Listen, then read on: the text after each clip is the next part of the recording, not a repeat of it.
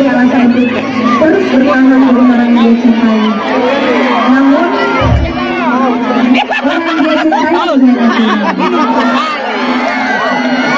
Tapi gak bakal, karena memang namanya apa ya?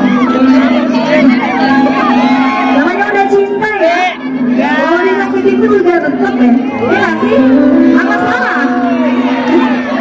Gak bukan cinta gering.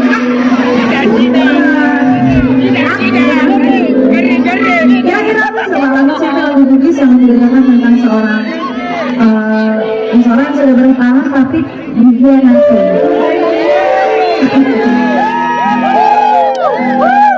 Oke, langsung aja kali ya.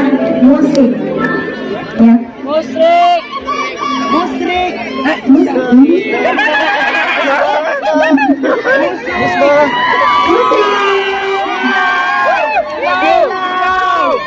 Terima kasih.